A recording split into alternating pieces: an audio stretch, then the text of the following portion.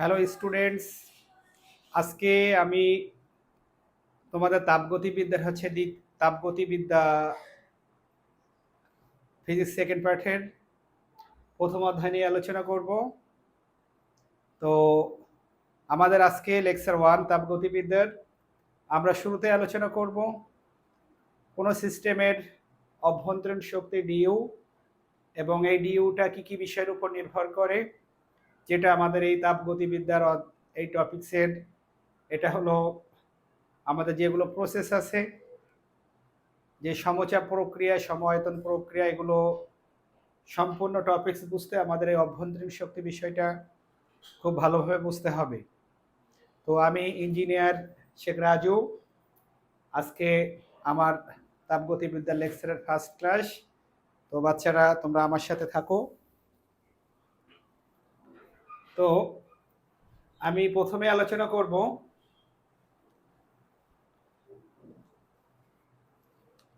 যে একটা সিস্টেমের মোট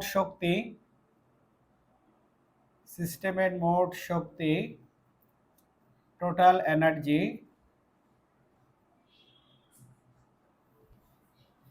বলতে আমরা কি বুঝি। একটা সিস্টেমের মোট শক্তি টোটাল এনার্জি কি বিষয়ের উপর নির্ভর করে। তো আমাদের সিস্টেমের গতিশক্তি, সিস্টেমের বিভব শক্তি এবং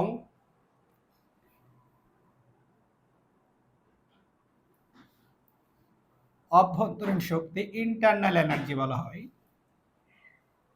গতিশক্তি, বিভব শক্তি এবং ইন্টারনাল এনার্জি। ইন্টারনাল এনার্জি বলতে একটা সিস্টেমটা যদি আমরা গ্যাস ধরি, একটা পাত্রে কিছু গ্যাস আছে,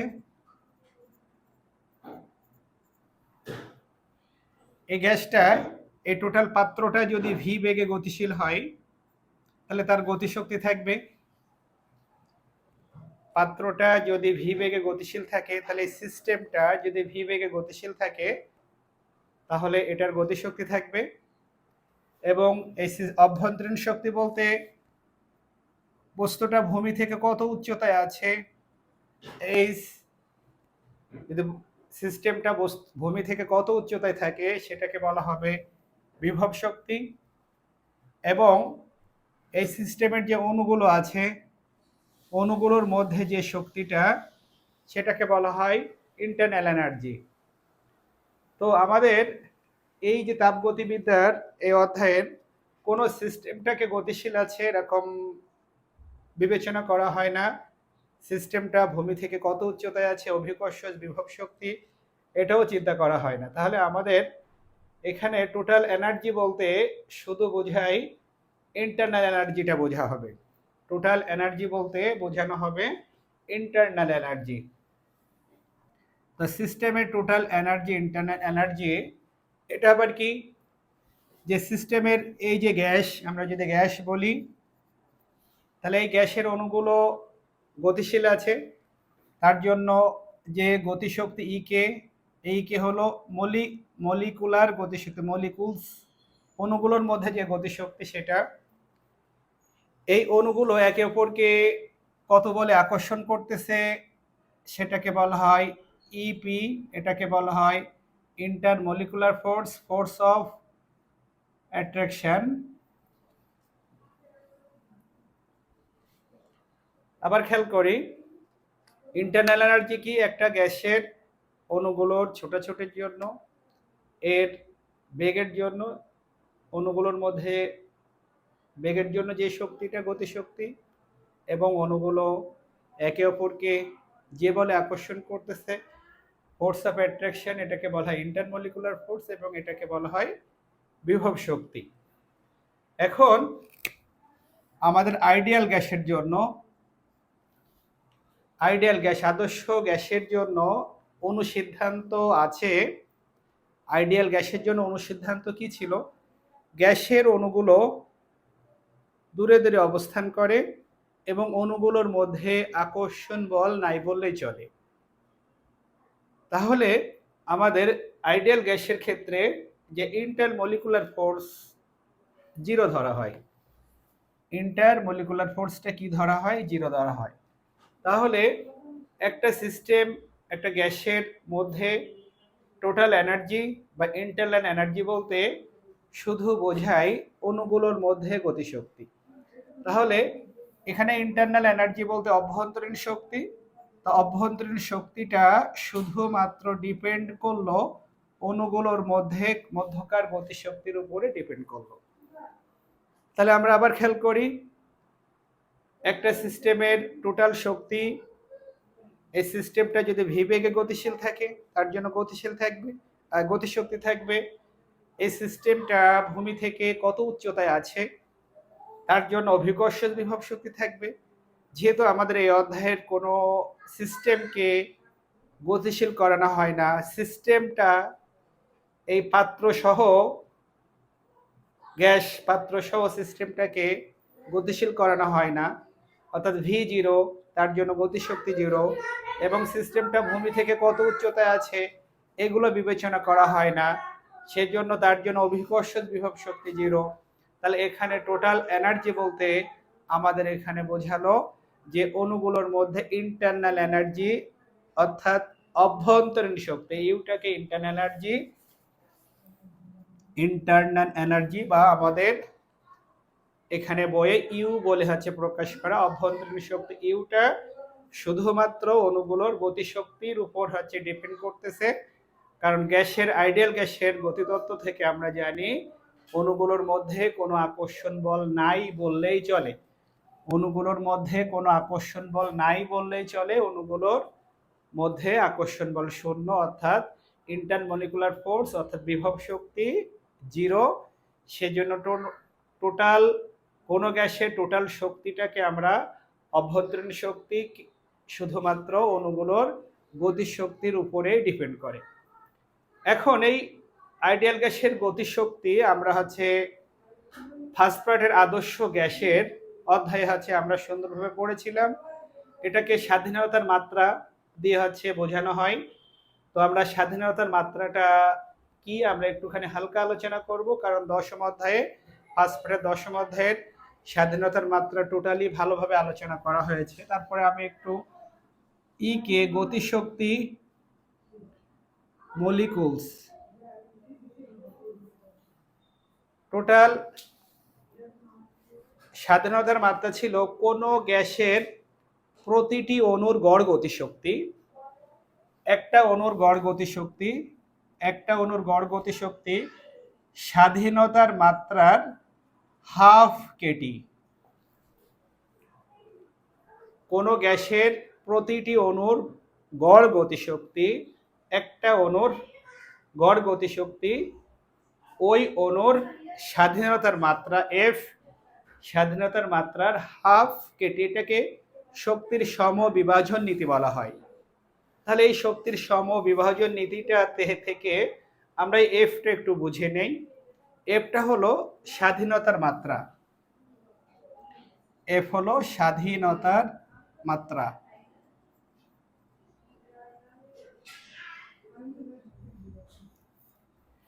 স্বাধীনতার মাত্রা হলো একটা অণু কিভাবে গতিপ্রাপ্ত হতে পারে, কত সংখ্যক বার গতিপ্রাপ্ত হতে পারে, তার প্রকাশকে বলা হয় স্বাধীনতার মাত্রা। একটা অণু কত সংখ্যক বার গতিপ্রাপ্ত হতে পারে, কি দিকে কোন দিকে গতিপ্রাপ্ত হতে পারে, তার সংখ্যাকে বলা হয় মূলত স্বাধীনতার মাত্রা। যেমন আমাদের এই যে হোয়াইট বোর্ডে একটা পিঁপড়া যদি ঘুরে বেড়ায়, তাহলে পিঁপড়াটা এক্স অক্ষ এবং ওয়াই অক্ষ বরাবর বেগপ্রাপ্ত হতে পারে। পিঁপড়াটা কি ভাবে গতিপ্রাপ্ত হতে পারে, এই হোয়াইট বোর্ডে যদি কোনো পিঁপড়া ঘুরে বেড়ায় তাহলে পিঁপড়াটা এক্স অক্ষ এবং ওয়াই অক্ষ বরাবর গতিপ্রাপ্ত হতে পারে। তাহলে কি দিক বরাবর কিভাবে গতিপ্রাপ্ত হতে পারলো এই পিঁপড়াটা, এক্স অক্ষ দিকে এবং ওয়াই অক্ষ দিকে, অর্থাৎ দুইটা ভাবে গতিপ্রাপ্ত হতে পারে। তাহলে এই পিঁপড়ার স্বাধীনতার মাত্রা হলো 2। এখন আমাদের স্বাধীনতার মাত্রা হলো গ্যাসের ক্ষেত্রে, এই যে পাত্রে গ্যাস আছে, গ্যাসের অণুগুলো কিভাবে গতিপ্রাপ্ত হতে পারে, কিভাবে বেগপ্রাপ্ত হতে পারে, কোন দিকে বেগপ্রাপ্ত হতে পারে, তার প্রকাশকে বলা হয় স্বাধীনতার মাত্রা। তো আমাদের এক পারমাণবিক গ্যাসের ক্ষেত্রে হিলিয়াম, এক পারমাণবিক গ্যাসের ক্ষেত্রে স্বাধীনতার মাত্রা মূলত কি বোঝায়? হিলিয়াম সাধারণত এক পারমাণবিক গ্যাস এক্স অক্ষ বরাবর গতিপ্রাপ্ত হতে পারে, ওয়াই অক্ষ বরাবর গতিপ্রাপ্ত হতে পারে এবং জেড অক্ষ বরাবর গতিপ্রাপ্ত হতে পারে। মানে হিলিয়াম গ্যাসটা এক্স অক্ষ বরাবর গতিশীল, ওয়াই অক্ষ বরাবর গতিশীল বা জেড অক্ষ বরাবর গতিশীল। তাহলে এক পারমাণবিক গ্যাসের ক্ষেত্রে স্বাধীনতার মাত্রা হলো এফ হলো 3। কিভাবে গতিপ্রাপ্ত হতে পারে? তিনটা দিক বরাবর এক্স অক্ষ, ওয়াই অক্ষ এবং জেড অক্ষ বরাবর গতিপ্রাপ্ত হতে পারে। তাহলে এক পারমাণবিক গ্যাসের ক্ষেত্রে স্বাধীনতার মাত্রা হলো 3। অক্সিজেন, এটা হিলিয়াম, নিয়ন, অক্সিজেন, নাইট্রোজেন, যেগুলো কার্বন ডাইঅক্সাইড একই সরলরেখা, এক্সেপশনাল এটা। বি পারমাণবিক গ্যাসের ক্ষেত্রে স্বাধীনতার মাত্রা কত? সাধারণত অক্সিজেন, এটা হচ্ছে এক্স অক্ষ, ওয়াই অক্ষ এবং জেড অক্ষ বরাবর গতিশীল। অক্সিজেনের অণু এক্স অক্ষ, ওয়াই অক্ষ এবং জেড অক্ষ বরাবর গতিশীল। এইটা বাদেও এদের হলো ঘূর্ণন গতিশক্তি থাকে। এই অক্সিজেন অণু জেড অক্ষ বরাবরও গতিশীল থাকতে পারে এবং ওয়াই অক্ষ বরাবরও গতিশীল থাকতে পারে। ঘূর্ণন গতিশক্তি, একটা রৈখিক গতিশক্তি ভিএক্স, ভিওয়াই, ভিজেড, তার জন্য 3টা, এবং ঘূর্ণন গতিশক্তি, এটা যদি এই অক্সিজেনটা যে অক্ষ বরাবর আছে এই বরাবর যদি ঘোরে, এটা এক্স অক্ষ বরাবর, এক্স অক্ষ বরাবরটা নর্মালি ঘূর্ণন গতিশক্তির ইকুয়েশন হলো হাফ আই ওমেগা স্কোয়ার। কিন্তু এক্স অক্ষ বরাবর যদি অক্সিজেন ঘোরে, এই একটা অক্সিজেন অণু, অক্সিজেন অণু এভাবে যদি ঘোরে, সাধারণত এই আই সমান তো এম আর স্কোয়ার। এই আরটা ব্যাসার্ধটা এত ছোট, তো এক্স অক্ষ বরাবর হচ্ছে ঘূর্ণন গতিশক্তি থাকে না, থাকে কোন অক্ষ বরাবর? ওয়াই অক্ষ বরাবর এবং জেড অক্ষ বরাবর গতিশীল থাকতে পারে। এটা ওয়াই অক্ষ বরাবর গতিশীল থাকতে পারে এবং জেড অক্ষ বরাবর গতিশীল থাকতে পারে। জেড অক্ষ বরাবর গতিশীল এবং ওয়াই অক্ষ বরাবর গতিশীল। তাহলে ঘূর্ণন গতিশক্তির জন্য তাহলে ঘূর্ণনটা কোন দিকে গতিশীল? ওয়াই অক্ষ বরাবর গতিশীল এবং জেড অক্ষ বরাবর গতিশীল। তাহলে দ্বি পারমাণবিক গ্যাসের ক্ষেত্রে স্বাধীনতার মাত্রা হলো 3 + 2 = হলো 5। একইভাবে বহু পারমাণবিক গ্যাসের ক্ষেত্রে সালফার ডাইঅক্সাইড, নাইট্রোজেন ডাইঅক্সাইড, বহু পারমাণবিক গ্যাসের ক্ষেত্রে স্বাধীনতার মাত্রা হলো 3 + 3। অর্থাৎ যারা সালফার ডাইঅক্সাইড, এই অণুগুলো এক্স অক্ষ, নর্মালি তো ভিএক্স আছে, ভিওয়াই আছে, ভিজেড আছে। রৈখিক গতির জন্য স্বাধীনতার মাত্রা 3, আর ঘূর্ণন গতির জন্য হচ্ছে সালফার ডাইঅক্সাইড, নাইট্রোজেন ডাইঅক্সাইড, এদের স্বাধীনতার মাত্রা হলো 3। ওরা হচ্ছে এক্স অক্ষ বরাবর ঘোরে, ওয়াই অক্ষ বরাবর ঘোরে এবং জেড অক্ষ বরাবর হলো ঘুরতে পারে। তাহলে স্বাধীনতার মাত্রা আমরা বুঝলাম।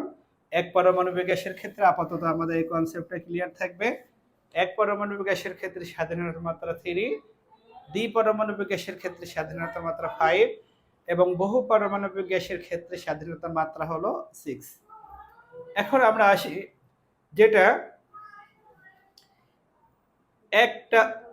একটা অণুর গড় গতিশক্তি স্বাধীনতার মাত্রার হাফ কেটি। তাহলে আমাদের হিলিয়ামের ক্ষেত্রে স্বাধীনতার মাত্রা যেহেতু 3, এটা যদি হিলিয়াম থাকে তাহলে এখানে 3/2 কেটি, যদি অক্সিজেন থাকে তাহলে 5/2 কেটি, আর যদি নাইট্রোজেন ডাইঅক্সাইড, সালফার ডাইঅক্সাইড থাকে 6/2 কেটি।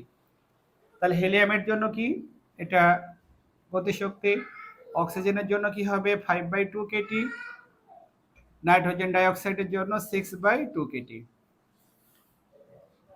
তাহলে আমাদের স্বাধীনতার মাত্রা থেকে আমরা এফ এর মানটা 3, 5 এবং 6 জানলাম। যাই হোক, আমরা একটু দেখি এখান থেকে এফটা মানটা তো আমাদের জানা হলো।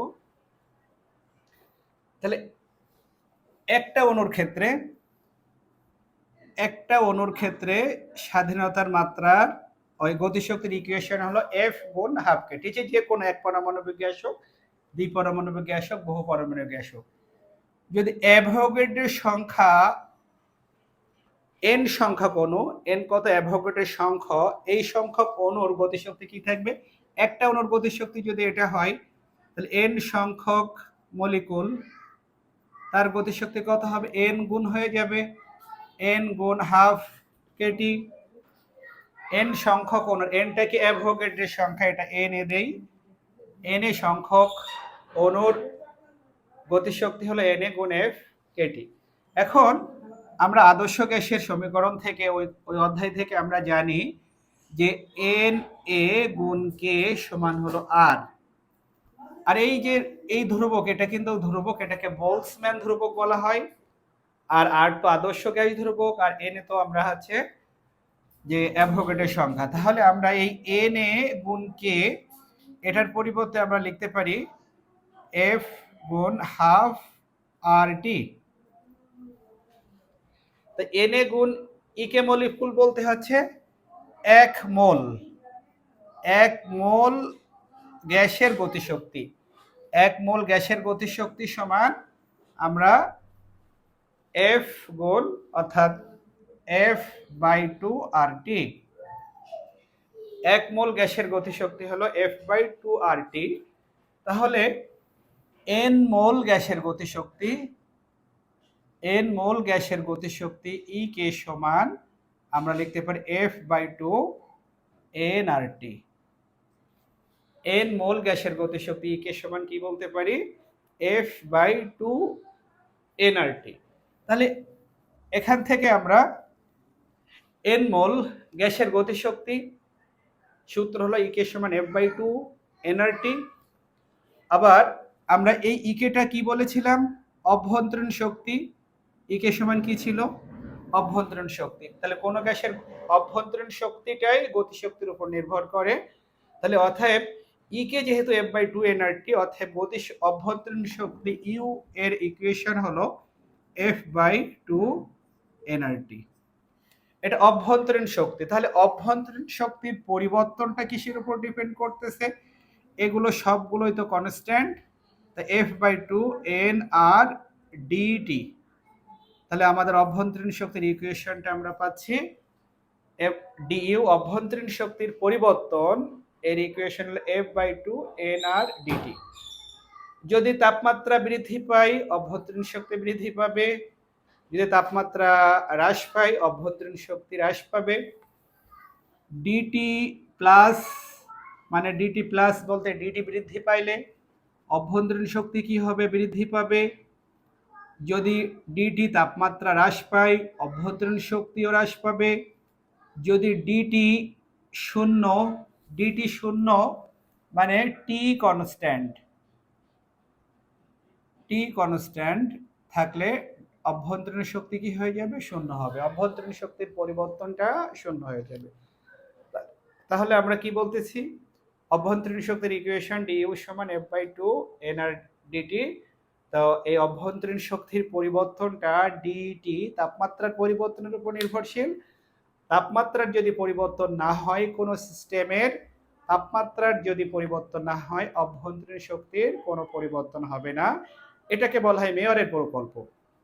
কোনো সিস্টেমের তাপমাত্রার পরিবর্তন না হলে অভ্যন্তরীণ শক্তির পরিবর্তন হবে না, এটাকে বলা হবে মেয়রের প্রকল্প। তো ঠিক আছে, আজকে আমাদের এই তাপগতিবিদ্যার প্রথম লেকচার অভ্যন্তরীণ শক্তি নিয়ে কথা বলা হলো।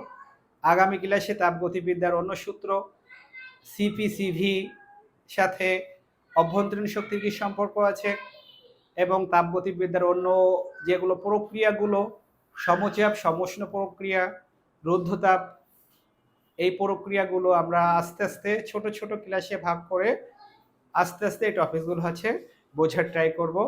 তো আজকে এই পর্যন্ত। আল্লাহ হাফেজ বাচ্চারা, তোমরা সবাই ভালো থাকো। আল্লাহ হাফেজ।